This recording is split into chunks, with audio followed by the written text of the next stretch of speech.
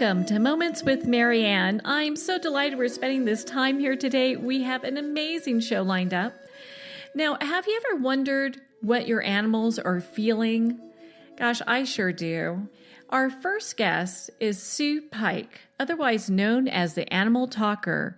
She's an animal communicator, Reiki master, and spirit channeler. So Sue's here today to talk to us about her gift, what animals really are thinking and want from us, and how we can better connect with them. So let's welcome to the show, Sue.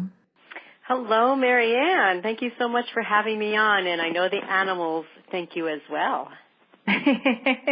Well, you are just so amazingly gifted. You and I have spent some time before and really just enjoyed not only the messages that you brought from my dog, Maxwell, but just in general talking about this whole journey. And so I think the best place to start is kind of from the beginning. It's like, how did you get involved in animal communication? Sure. Well, it's just fascinating to me, first of all, because I grew up around a lot of animals, and I had no idea back then that I would be doing this work. So I always wanted to do something with animals, but I didn't know what, so I never really pursued it. And then in 2000, I started to learn and be attuned to Reiki. It's an energy modality. And I did Reiki 1, Reiki 2, and I believe it was after Advanced Practitioner, I got a message to stop practicing Reiki and to work on myself. So I started to do a lot of work on myself, metaphysical work, and receiving a lot of healing sessions. And during that time, I started to become a channel. I just started being able to channel from many different spiritual realms. And I thought, well, if I can do this for people, why not animals? So I started to practice with other people's pets. And in addition to the gift of channeling, I just intuitively knew how to communicate telepathically back and forth with animals. And, a lot of us really know how to do it. It's just a remembering. So I also teach people how to do this as well, because animal communication is telepathic, heart-to-heart, mind-to-mind, soul-to-soul communication. And we all really have this ability. It's just being able to slow down, listen, and really concentrate on connecting heart-to-heart with the animal. Well, and I know that's such a journey because there's not many people when they choose to go into a healing modality that can really translate that to animals. So that's it's almost kind of like a different level of, yes. Giftedness. Yeah, I feel so blessed, and I just have so much gratitude for being given this gift, because I feel like my mission really is to give a voice to as many animals as possible, because they want us to hear them. They have fantastic messages for their humans, and it's very important for them to be heard, I feel. So when you have people that really kind of reach out to you for you to work with them, what are some of the reasons that they would do that? So one of the big ones is if they have adopted a pet and they want to know about their past. They feel like they may have been abused, perhaps, because they're skittish around certain people or noises, etc. And they want to know a little bit about their past and how we can, if there is any abuse in the past, which unfortunately there is a lot of that, how we can improve their lives, make them happy, and actually release the trauma of their past. And I do energy work with the animal as well. So I help formulate a plan for the animal to help them recover emotionally, mentally, and spiritually. And another reason people contact me is maybe they're thinking about getting another pet, and they want to know if their current animal or animals would be okay with that. And let me tell you, a lot of times they're not.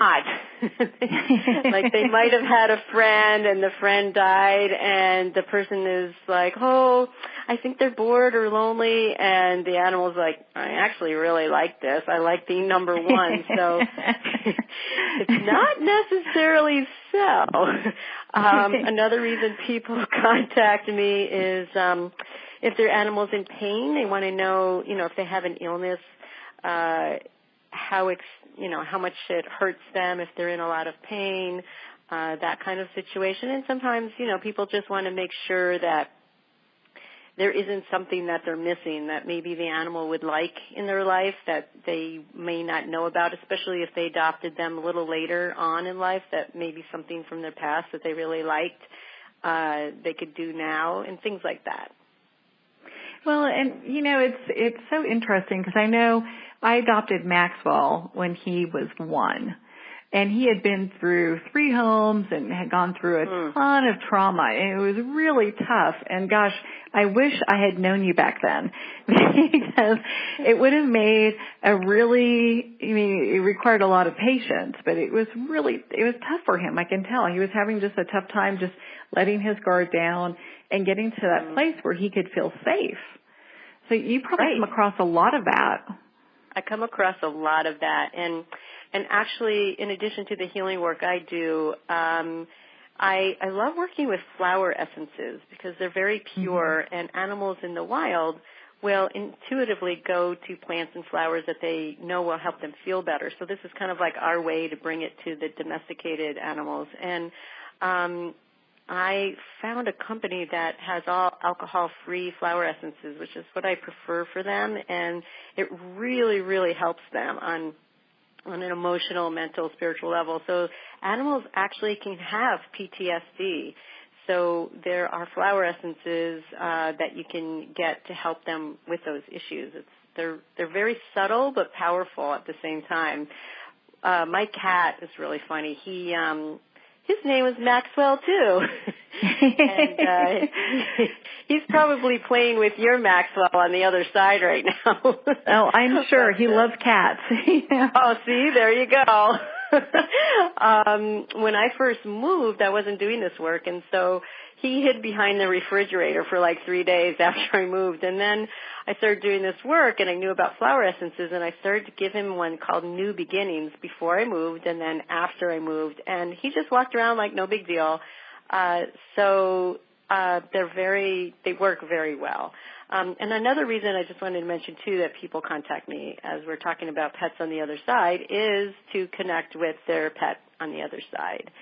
And I think it's important for people to know that since I've been doing this, I swear I have never met an animal that's mad at their person for putting them down. Like sometimes people contact me and they want to know if the animal wants to go naturally or if they need assistance, if they want to, help in transitioning. And, I have to explain to the animal what that means because they don't know what that means. What do you mean help with transit? So I explain the whole process. And some, do, but a lot of animals don't. A lot of animals want to go naturally. But they say to their person, if it becomes too much for you to witness, it's okay. Or maybe they don't say that and the person just puts them down and then they have guilt and grief. And I tell you, I've never met an animal mad at their person for doing that. Ever. Yeah. They understand, and how understand that whole, it is for us. Yeah, well, and it's a tough process, especially when you've had a pet for a long period of time. I mean, they become part of your family, Yes, definitely. It's very, very difficult. So they always want me to let the person know that they're not mad and to keep their hearts open. That's a message I get from all of the animals before they transition because I feel very grateful and honored to do that work as well, is seeing who's on the other side waiting for the animal. And before all of that, the animal will say, please promise me to keep your heart open to their person. Aww. So beautiful. It makes such a big difference. Well, and I know that you and I have talked to some degree because my dog Maxwell is getting to the point where he may be transitioning probably, within like the next 6 or 8 months. He's going to let us know when he is ready. And so it's a tough thing. And so I know I was really actually very curious about this, and I want you to kind of explain it a little bit. You do help people who are going through that transition. So I know you do like Reiki for the person, distance, sessions, of course. Reiki for the person, and then also some communicating, and correct me if I got this wrong, with their pet. So it kind of helps make that transition as easy as possible for both people, for both the animal and the person. Yes. What I do is most of my sessions, I would say 99% of my sessions are done remotely. So I have, people all over the country and international clients. So I do all of this remotely, and all I need is a picture of the animal. I don't even need a picture of the person. But what I'll do is, depending on what time the appointment is for the animal to be put down, I'll start working first with both of them together, sending Reiki to both the animal and the person, and then really concentrating on the person and just giving them that comfort and relaxation so they can really be there for their animal, because it's such a difficult time. It's very, very difficult, obviously. And then I'll start working on the animal, and that's when I will tell the person, whatever messages they have. They usually, like I said, they talk about love and keeping their heart open, and they, will tell them how they may contact them after they've passed. They don't always do that, but sometimes they will say, I will visit you in your dreams, or, sometimes they don't know that until after they've passed, and then they learn how to do it if they don't already. But whatever messages they have for them, they usually thank them for specific things that they've done for them throughout their life. And then I ask to see who's waiting on the other side. So it's very interesting. Every time so far, I've been doing this since 2006, I always see what appears to be a little girl and like an angel right by each other's side. And then for each animal, obviously, it's different. So it's not always people or animals from that family. So people sometimes are like, they don't see Fluffy from, because they're not always there greeting. There could be other animals there greeting them, and or other people too. But sometimes, like if you have Aunt Mary, who is really close to Fluffy, she might be there greeting Fluffy. But it's not always the case. Mm-hmm. It just kind of depends on just the animal and how they show up. Because I know we've talked before, and I've been visited by a cat that I had as a child, and I wasn't expecting that, actually. Yeah, it's very interesting. I mean, I never know who's, going to show up. It's fascinating, or, whatever doesn't make sense to me makes sense to the person, which is great. Mm-hmm. So it just helps with that transition. And then after the animal takes their last breath, obviously, I mean, I know for me it was just devastating. My cat was with me for 18 years. So I will stay with that person and continue to, comfort them via the Reiki and any messages I may get, how quickly they go and stuff. And usually, like, the spirit goes before the body. I mean, I can tell when I get this different kind of feeling where I feel like the spirit has already left the body, and then the physical body dies. It's kind of interesting. So, and during all, because I know you've helped thousands of people and animals communicate and just be able to make that connection, what are some of the other things that the animals would like us to know? Well, the animals, like I said, they always talk about love, and also that we don't play enough. They're always telling me to tell their person to relax and play more and have more fun. That we think too much, really, which, yes, we do. And they really, they want us to, it's not that they don't want us to, experience our lives and, they understand some situations are more difficult than others, but they really feel like, to have a little bit more lightheartedness in our lives. Mm-hmm. They've definitely taught me to teach people unconditional love and acceptance and patience. a lot of there's some animals that just are not. For example, there's cats that aren't lap cats. Like my cat Max was not a lap cat, but I knew he loved me. And there are some people, though, that feel that if the animal isn't doing something the way that they think would, portray love, they think that the animal doesn't love them. So it's their teachers to people to let us know, like, no, they love us. They have unconditional love. It's just that they may show it in a way that, is different for us or not what we want, so to speak. My cat would lay next to my leg, and it was beautiful. It was fine with me. I think he sat on my lap once because he fell crossing my lap, and he was actually on my legs for a minute, but that was like the only time that he actually was on my lap. Yeah, he's like, okay. Well, hey, and I get that because my dog is not the, hug you, cuddle with you kind of dog. But he'll do sweet things like he's very expressive, even though he's very quiet unless someone comes to the door, that is. And he'll like sit on my feet, or he will position himself in a room where he's constantly watching me. He's like the Mona Lisa, Really funny. Yeah, well, and it's kind of like that's his thing, and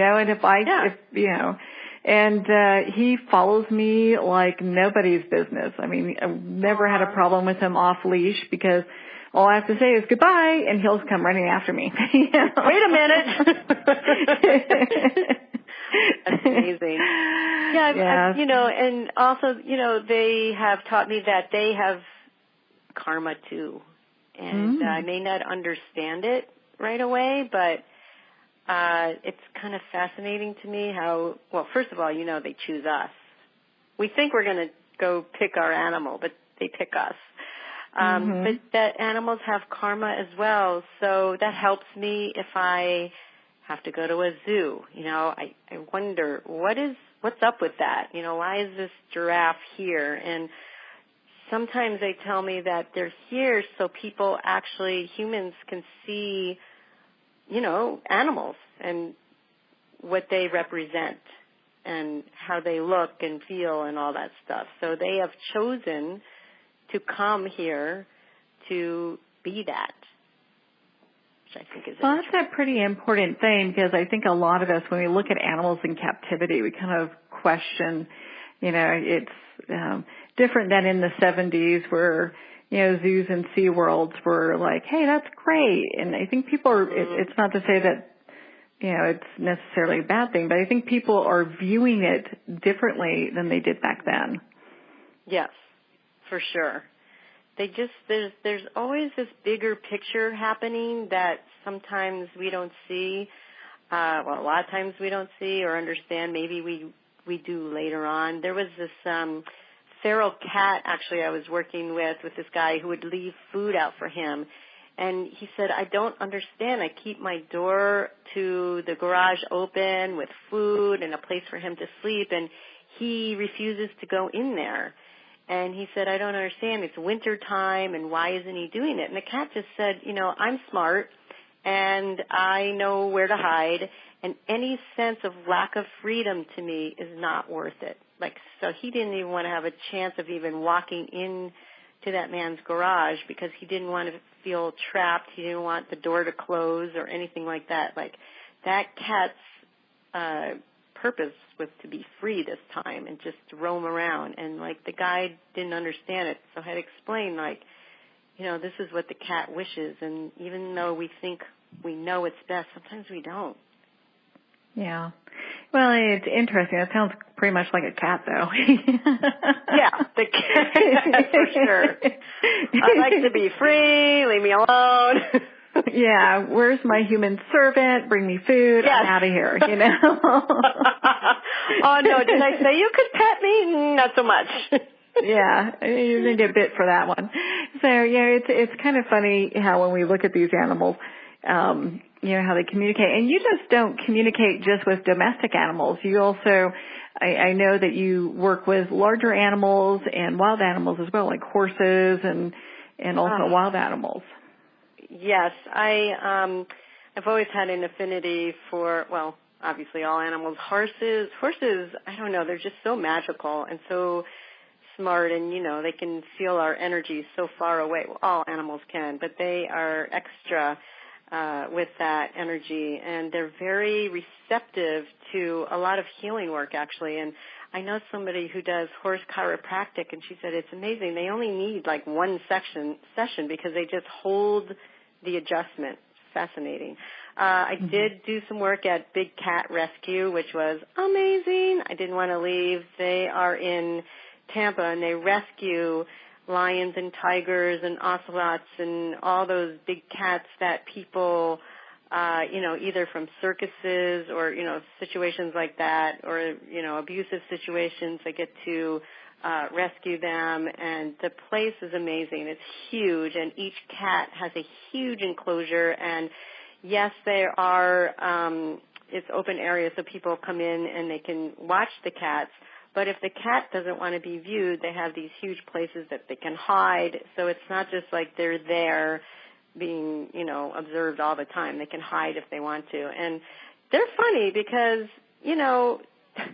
one cat, they wanted to know why this one cat wasn't playing with the new ball that they gave him. And he said, well, I don't like this toy. I want a new toy. And they didn't understand. They said, well, this is new. And he said, no, I see that lion having a box, and I want a box. So they gave him a box, and he tore it apart and jumped in it like a little kitty. And this is a giant lion. Yeah. They're pretty funny. Well, it's got to be, I can imagine the messages that you get from them, too. It's got to be just so impressive. So amazing. There's also just because I feel the energy of the animals, and whew, it's just such big energy. One of them, they didn't know why he wasn't going into a new enclosure. It was like even bigger than the one he was in, and he told me he didn't like the smell on the ground. So they actually changed all the dirt, and he went in, no problem.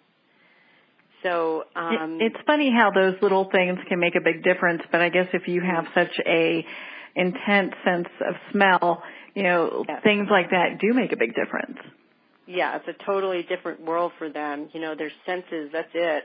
I also worked with this woman in Australia who does rescue and release for wild animals that may be injured, and she was working with an opossum, and she wanted me to tell him, like, the next step, and then he would do the next step, and then the next step, and then that he was going back out in the wild. So that was really fun because I got to tell him, what was going on, because he was totally freaked out, obviously. Where am I? What's going on? Wanted to get back to his family, very like, feeling. And then he calmed down when he knew what was going on. So that kind of work is really awesome to do. I love that. What is one of the most amazing, I know we've kind of gone through some of them, but one of the ones that just really sticks in your mind as, an animal that you've worked with? Oh, there's so many, but there's this, I think for me, it was actually a difficult situation, but amazing as far as the lesson that I learned from it, which was really to detach, like I connect with them, and I have to detach afterwards from the animal, from everything, because I can get emotional. So basically, before I was really good at detaching, I met this man who brought a dog from Africa, all the way to the United States from Africa, and he loved this dog very much. He got married, and there was an incident with the dog and the wife, and he wanted to know what happened, and the dog would not basically rat out the wife. It was something that she did, but he didn't want to talk about it. And he said that the trust was broken, and that's all he needs to know, because the dog bit her, so he wanted to know what happened. And the guy said, well, if he doesn't tell you, then we're going to have to put him down. And he wouldn't, and so the guy actually put him down. Even this is like after he brought him back from Africa. Mm-hmm. So the lessons about, acceptance, bigger picture, all of that stuff came racing to me to learn. And the dog was okay, you know. It took me a while to get to the place of like, okay, this is karma. And also, the guy wanted me to connect with the animal. A couple days later, he was feeling so guilty, he wanted to make sure he was okay. And at that time, I was like, no way, man, I'm not going to let you know that it was you. Like, that's how I was feeling. I didn't say that to him, but that's how I was feeling, you know, like, no way. But I got to the place, you know, I just did a lot of meditation, and I connected with the animal, and he understood, and he chose to go, and he was fine. And so I was able to lovingly tell this to the man. And okay, so it's not an amazing like the lion stories, but it's amazing to me as far as like really it shifted the way that I looked at things from their perspective.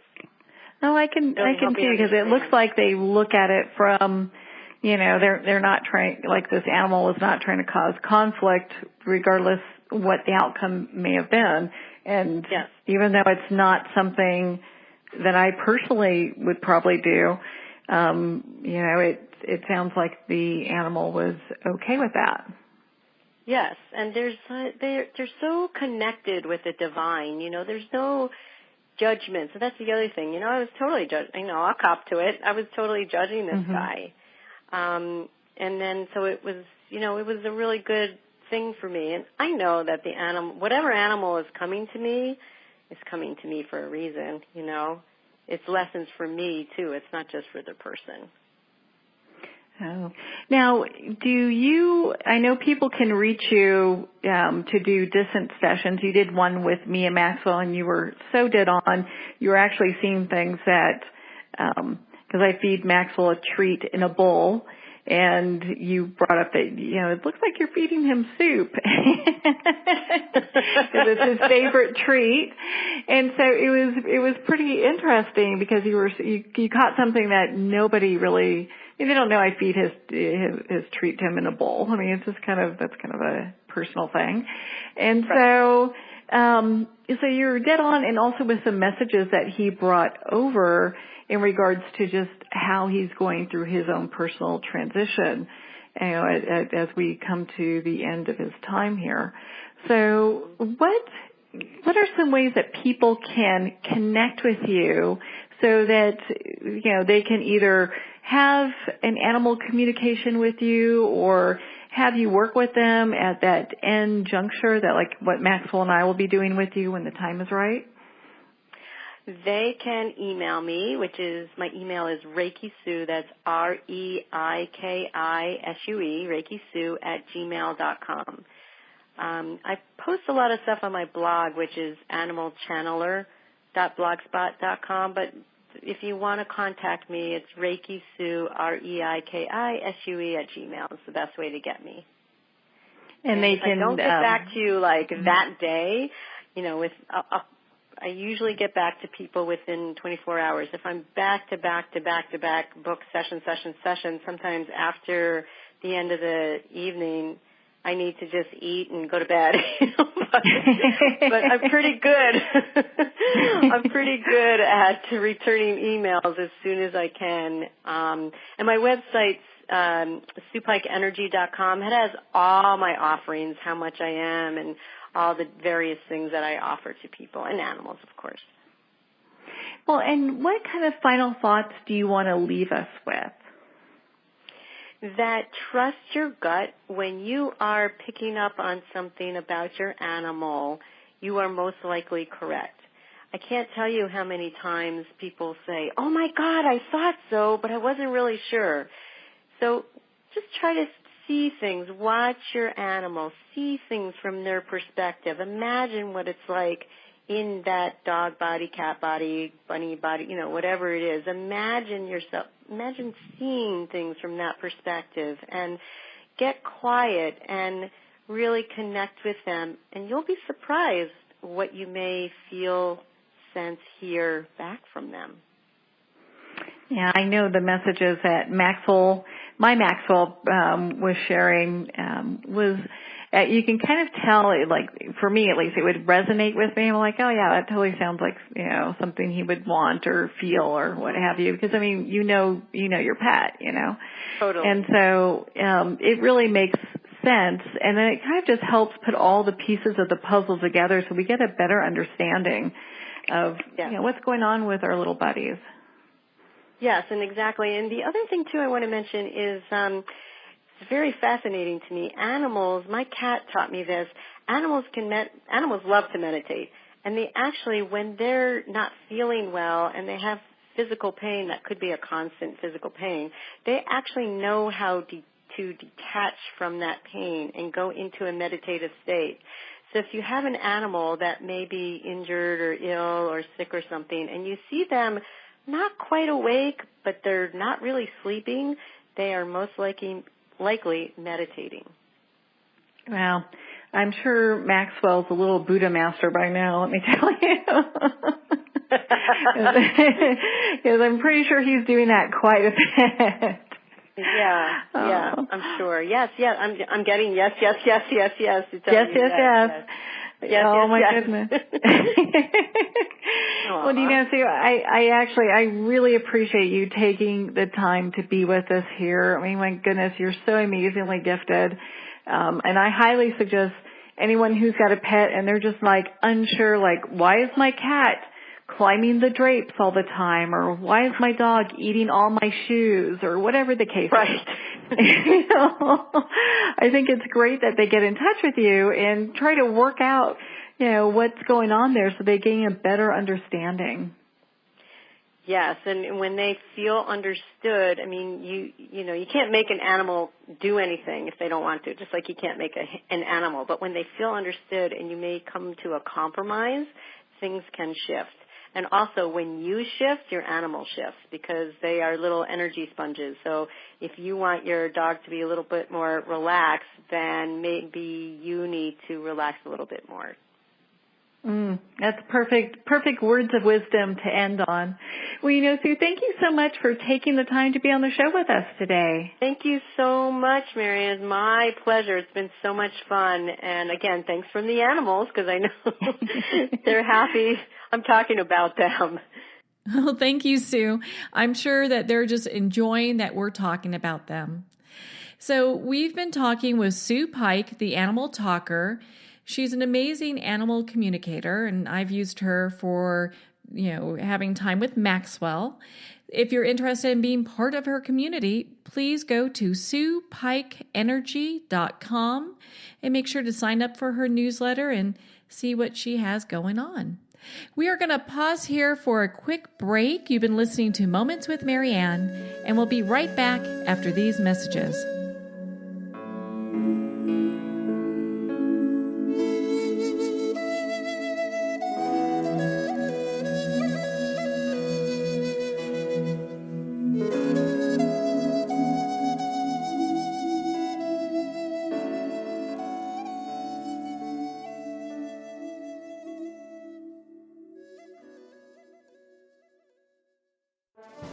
Internationally recognized and award-winning author Judy Goodman works and teaches outside the box of limited thinking. Working with people from every walk of life, her goal is to empower you to be the best you can be, no matter what the challenge is. Born with the gift of seeing beyond our normal vision, she has an extraordinary gift of working with every challenge. Teaching beyond conventional wisdom, her work is described as life-changing. Visit judygoodman.com. That's judygoodman.com.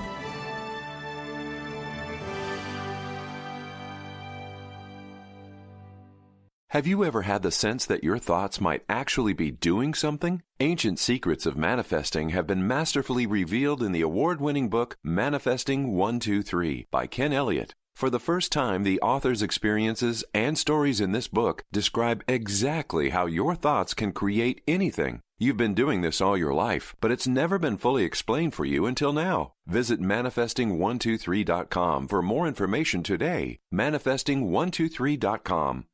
Ben Wexler is a gifted leadership development and strategy consultant for professionals who want to transform their organizations and careers. Through a uniquely personalized set of processes, participants discover their unique knowledge, how to leverage that knowledge and experience, and then put it all together with a global strategy. You're more valuable, your organization is more valuable, and the change is viral. Contact Ben at 630-881-1074. 630-881-1074. This is Jennifer McGill. My highly anticipated new album, Unbreakable, is now available at jennifermcgill.com. Everything from power ballads to high-energy jam-out-in-your-car songs. I used my highest joys and deepest pains to create empowering songs of love, strength, healing, and restoration so that you can be unbreakable too. Get your copy of Unbreakable today from jennifermcgill.com. Because who doesn't want to be unbreakable?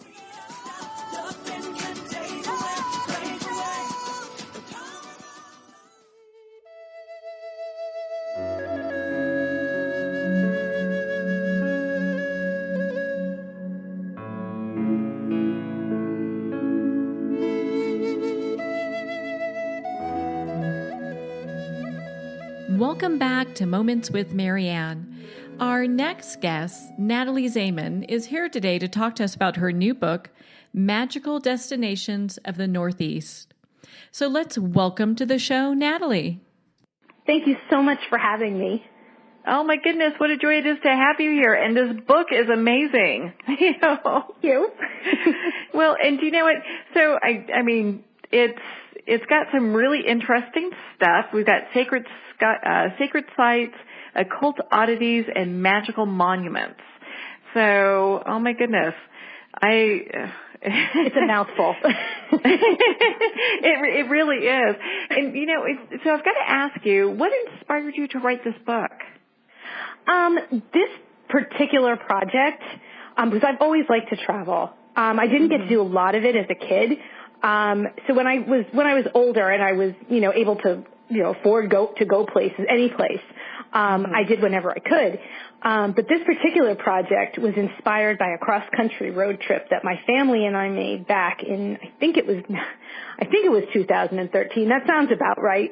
I'm from New Jersey, so we drove from Jersey to California through northern states, some of the northern states, and then we drove down the California coast and then came back through some of the southwestern and also some of the Midwestern states. So that was quite an adventure. And it really, you can't really tell how great a country this is until you see it from the ground. It's all very well to say and everything, but like all the songs and whatnot, Amber Waves of Rain and all that other good kind of stuff, it's really, really true. And I don't know if I would have believed it if I didn't see it with my own eyes. And I really got a chance to do that. And it was a magical experience just to even see the landscape changing in front of me, as we made this circuit tour.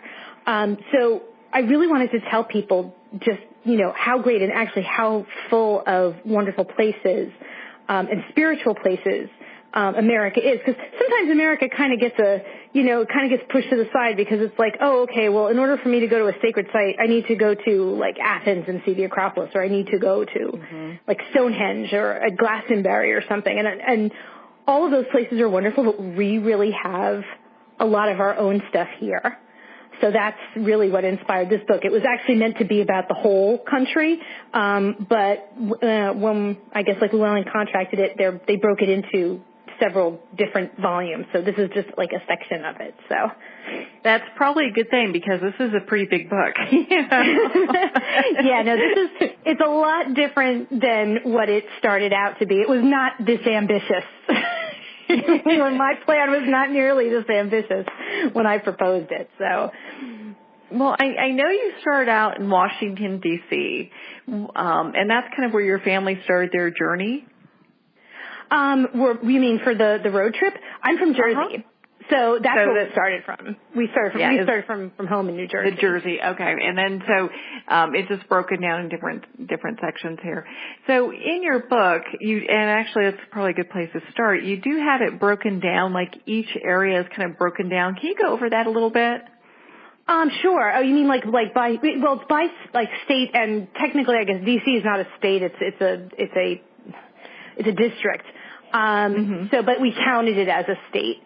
So for each area or each state, there's, we start out with like the esoteric properties of some of the, like the state, flower and tree and stone, if there is one.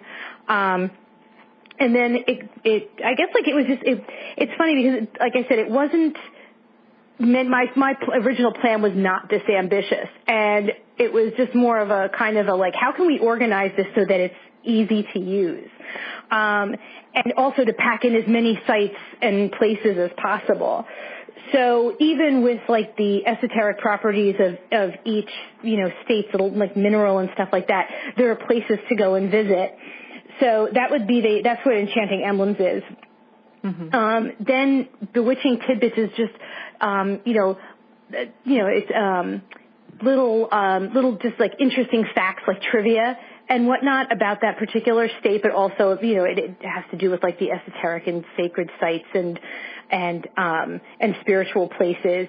Magical Monuments is cemeteries, but also monuments as well, because not every monument's a cemetery. And then Sacred Sites and Magical Spots is like actual places and whatnot that you can visit, although there are places that you can visit within the other things as well.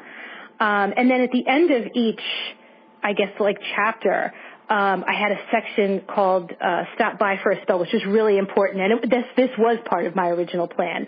I thought it was really important to include like a local voice in what I was presenting, because as much as I loved a place, it's not the same as someone who's lived there or who's from there, so that it could really give you the real essence of what it's like to be from that state, and and then the spiritual essence of that state. Well, and so I don't practice Wiccan. I'm more just more spiritual in nature.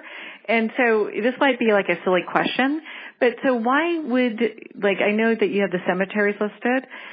What's the purpose of that? Is that like a place to like connect with energy, or to go see ghosts, or what's the thought process behind that?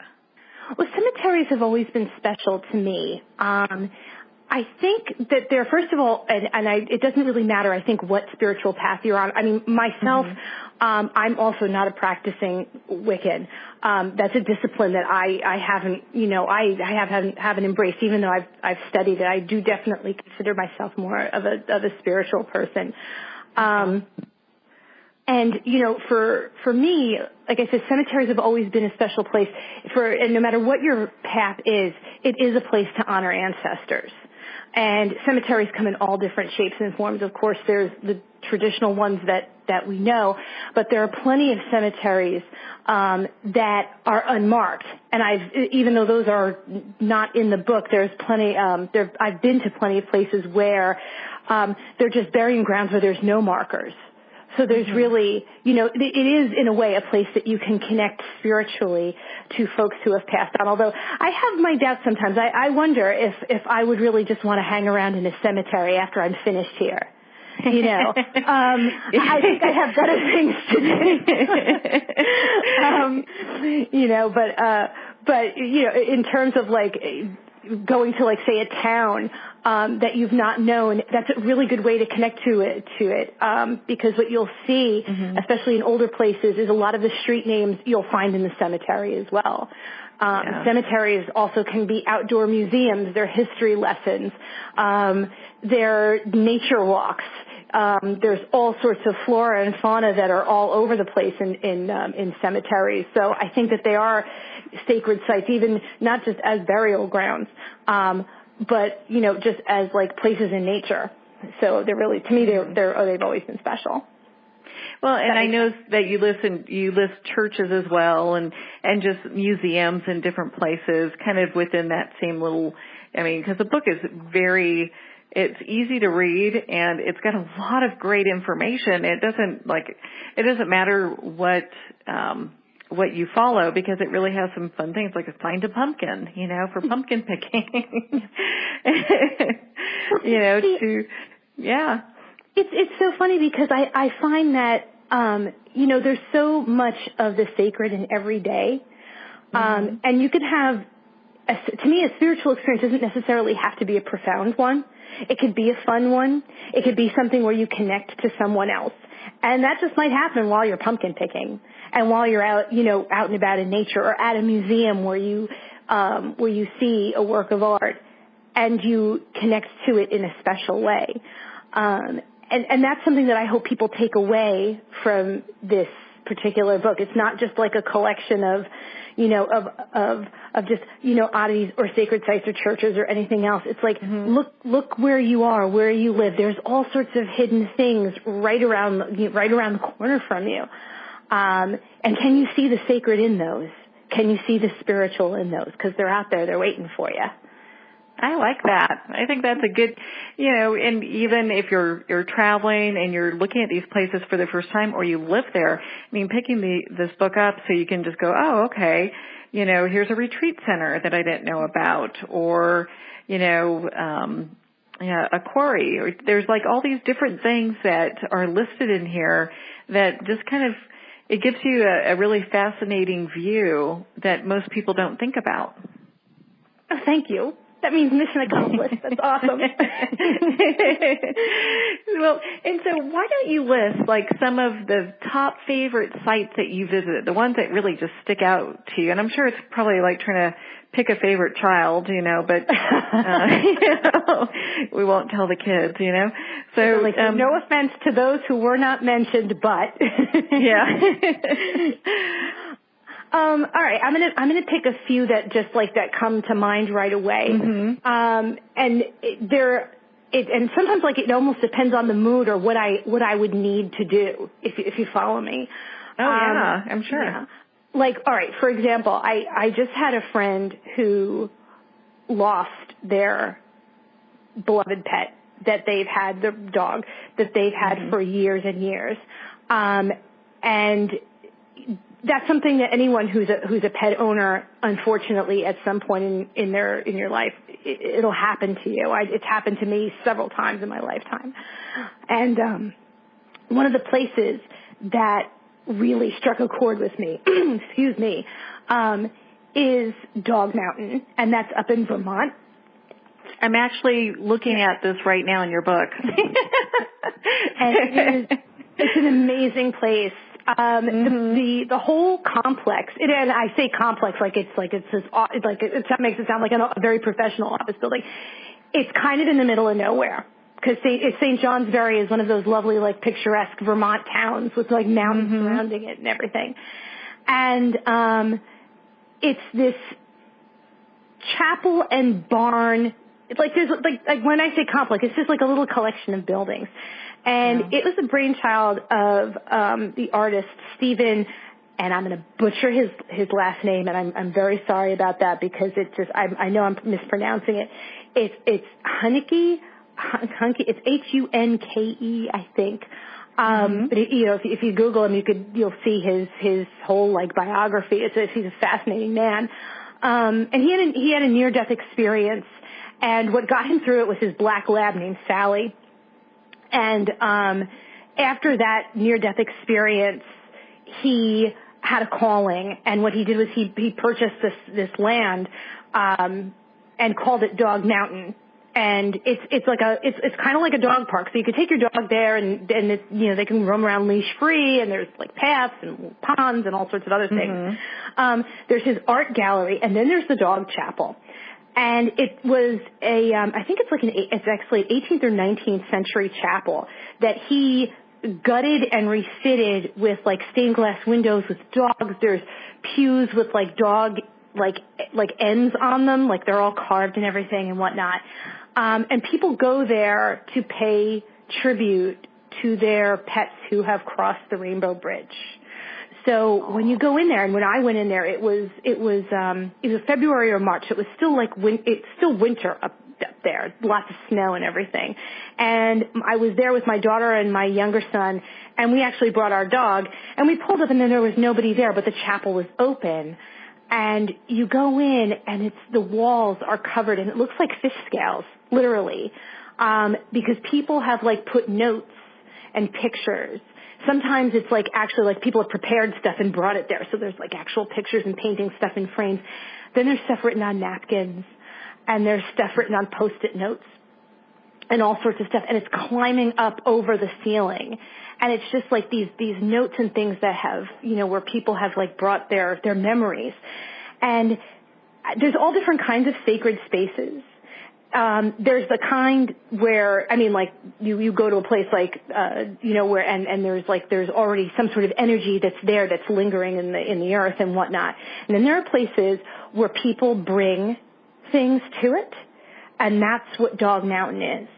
Because you can feel that as soon as you walk through the door of that chapel. My dog did. He walked in and went up to the front and just put his head down. It was just incredible. It was a really profound experience. I wonder if it was more profound because we were there by ourselves too. It was just incredible. So that definitely is one that's a big standout to me is Dog Mountain. What a great place! I've got to get myself back up there at some point. The pictures are amazing of the place. I mean, you can see what you're describing, and it really looks like a place for people who have pets and love their pets to be a place to go. Oh yeah, definitely. And I mean, like I said, it's also it's a living place too. People bring their dogs there. It is a dog park. And something important about this and so many other sites, one of the things that I got out of our cross-country trip was we had stopped at Devil's Tower. And I was kind of surprised because when we went there, it's a national park, and we were there in June in the middle of a gorgeous day, and we were the only ones there. And it occurred to me that it's there are some places, I mean, in national park it's a little bit harder to see this, but there are places where if people don't go, the place goes away. Mm-hmm. And there are places you don't want to go away. And Dog Mountain is one of them. So like I said, I'm hoping that when people read the book, they're like, oh, this is a place where I really want to go. Let's go and let's make a road trip. And I know a few people who've done that since the book has come out, which has made me really happy. Because I want these places to go on as long as they possibly can, Yeah. Well, and I've been through many ghost towns throughout California and different parts of Arizona, so I get what you're saying. At some point it does kind of, things kind of drift away if people don't go, but it seems like they get a lot of traffic according to those walls, Oh, yeah. Yeah. I mean, and the thing is, the more people, I find that's really the challenge with almost anything is that for people to know that it exists, and it's great that I think his the artist's picture books and his artwork have helped to kind of keep the momentum going for the place. But the art gallery's slowing down a bit. It's one of those places where it's, like I said, people are just going to have to just either keep going or know that it's there. And just keep going back and back. So, yeah. So what's another place that just kind of stands out for you? Okay. I think we actually probably have time for another one because I've got some more questions for you too. Okay, cool. Awesome. I would say that the one that that popped into my head right away was the Beinecke Library up at Yale University. I love libraries. Libraries are awesome, and there's actually a couple of them that are in the book. The Yale one is probably more accessible than some of the others. Another one that comes to mind is the New Alexandrian Library down in Delaware, which is a library that's dedicated to New Age topics and New Age resources and books and everything. And they've, I think they're in their first full year, maybe second full year of operation and whatnot. So they're growing. The Beinecke's been around for a long time, and obviously it's part of a large university. But if you love books, it's like a temple. And it's very deceptive because you go there, and it's Yale University, so of course you're in an Ivy League town, blah, blah, blah. And you go to this place, and it looks like a big Lego brick, this building. It's a big box, Lego type, just that's how I would describe it, just a big rectangle, whatever. And you're looking at it, and looking at the outside gives you not even a hint of what is on the inside. And then you walk in, and there's this tower of books. It's 6 stories tall, and everything is gold. It's the strangest kind of sensation when you walk in. First of all, it smells like a library. You know that library smell, like old books and leather polish or whatever it is that they pump in to make it smell like a library, right? So it smells like a library, and you have this 6-story tower of not just books, ancient books. And I think the reason the reason for the gold color is not only like the gilded spines of the books, but the way that the building is designed is so that natural light comes in. It looks like marble from the outside, but the marble is actually very, very thin sheets of it, so it kind of glows from the inside. Really, really cool building and really, really cool contents, and they have amazing things in there. They have some of Pamela Coleman Smith's work in there. They have tarot cards in there. They have Gutenberg Bibles in there. They have really cool stuff in there, and the Voynich manuscript is in there. So definitely worth a visit, and it's free. You can just walk right on in, which is really cool. It is. I mean, it just adds a little spark to your journey, or like a little magic to your journey, because you can, check out these different locations, and so you have listed like festivals and state parks and all sorts of just amazing places that people probably don't even know they have this much magic in their backyard. I'd like to say I wrote the guidebook that I wanted myself. That's kind of what I was looking to do. Is when I plan a trip, it's like, well, where would I want to go? Where would be the coolest places to go? Where can I have this profound experience? And tried to put it all together, and it's very hodgepodge, very much like myself. Well, of all the places you visited during this trip and for the writing of this book, was there any place that really stood out to you, like, gosh, this made a huge, like it could be like an energetic impact on you, or just had this huge impact on you just being there? Yeah, I would say, and again, everyone's experiences are individual. So, and I've had different experiences at many of these places. But for me, this one was especially profound. I started reading tarot when I was probably in high school. That's when I started, playing around with tarot cards. And I really never paid much attention, I guess, to the artwork in them until later in life. And then I did research on it and whatnot, and learned about Pamela Coleman Smith. And her life is also really interesting person, who never, you got to wonder what she's thinking now, because she never knew, I guess, the absolute love of her work. She never really saw it. If she could see it now, what would she be thinking, And for me, and I'm not saying I discovered this, because I didn't. Obviously, it was out there. But when I discovered it for myself, there is one place in the country where there is a permanent display of her artwork, and that is at Gillette Castle State Park, and that's in Connecticut. Now, Gillette Castle was owned by William Gillette, who was an actor. And he brought Sherlock Holmes to the stage. So, the deerstalker hat and the pipe and all that other kind of stuff, that classic image of Sherlock, that's him. He was Pamela Coleman Smith's cousin. And she was also a set designer. So she designed costumes and sets and a lot of the ephemera for his Sherlock performances. So there's a collection. It's not her tarot work, but you can see the connection between what she, just between her, all of her artwork.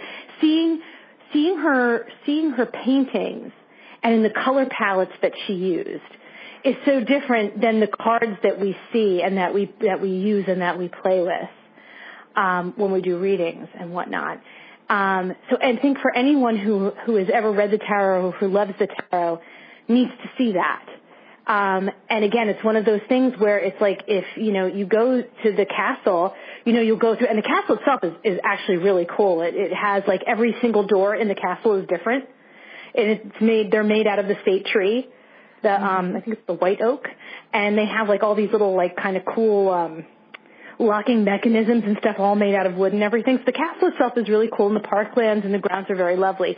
But in this little upstairs gallery is artwork by Pamela Coleman Smith just quietly sitting there, has her signature on it. It was when I remember seeing it, and I was almost like brought to tears looking at it, because I was just like, I was that far away from something that she actually made. So to me, that was very special. So. Well, especially because you know what you're looking at, too. And you're just like, whoa, this is the person that did that. And to be doing tarot back in that day, that was it wasn't very open. She was a brave lady for following her heart, Oh, yeah.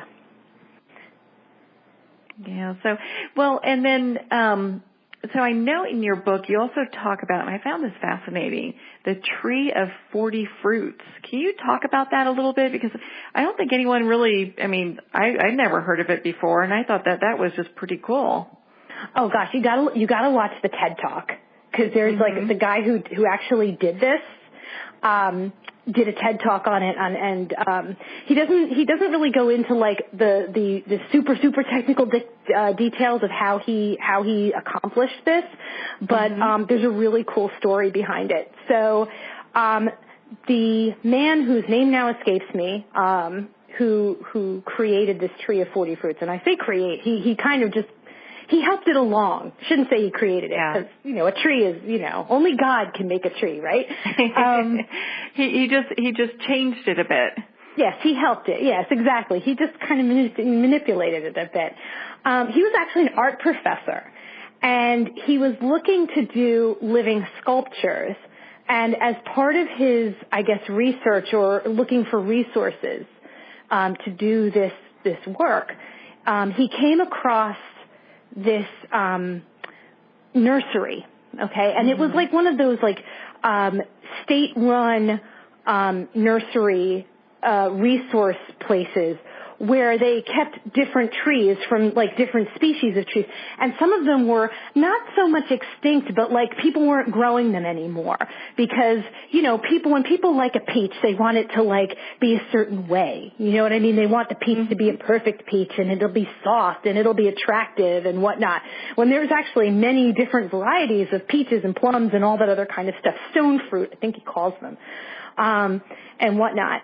And anyway, he stumbled upon this nursery, and it was actually going to be demolished. And he was like, no, we're not going to do this. So he literally like bought the farm for his project, and then started practicing the art of grafting, which is where he started like putting like different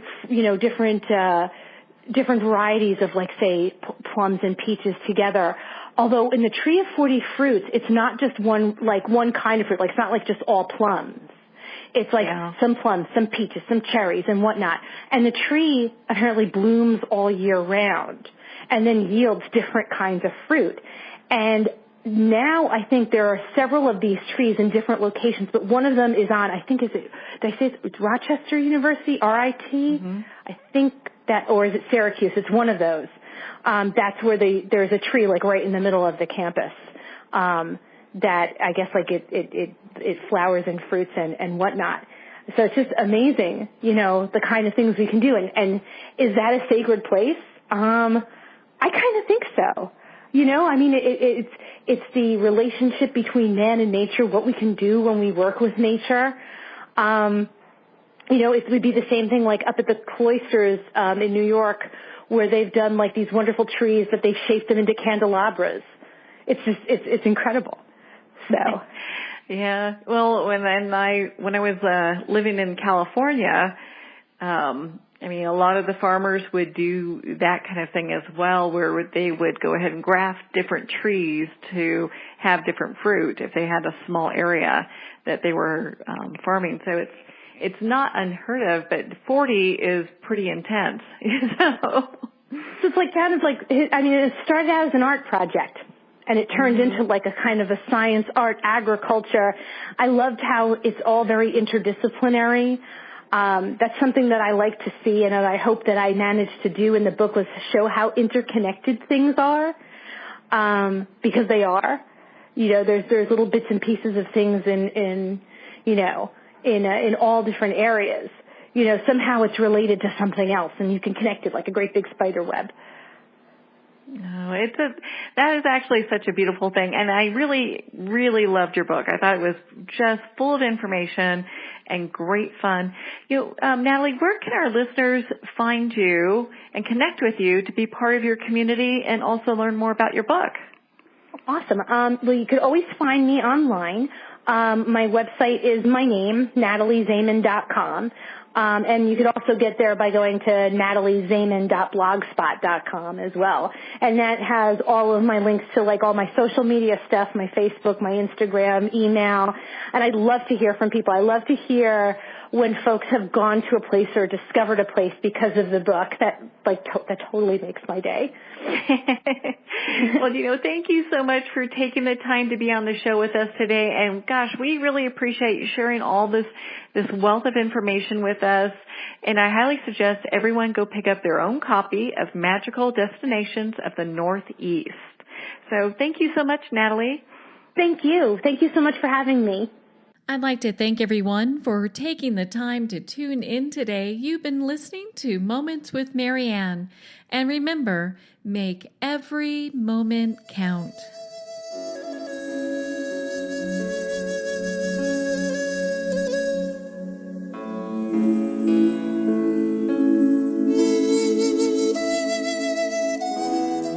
In a single moment, your life can change. Moments with Marianne is a transformative hour that covers an endless array of topics with the best of the best. Her guests are leaders in their fields, ranging from inspirational authors, top industry leaders, and business and spiritual entrepreneurs. Each guest is gifted and a true visionary, a recognized leader in her own work, and while teaching others to develop, refocus, and grow, Marianne will bring the best guest and sometimes a special surprise. Don't miss this. You never know just which moment will change your life forever. Moments with Marianne airs every Thursday, Friday, and Sunday at 8 p.m. Eastern, 6 p.m. Mountain Time. Make sure to tune in and visit momentswithmarianne.com for more information.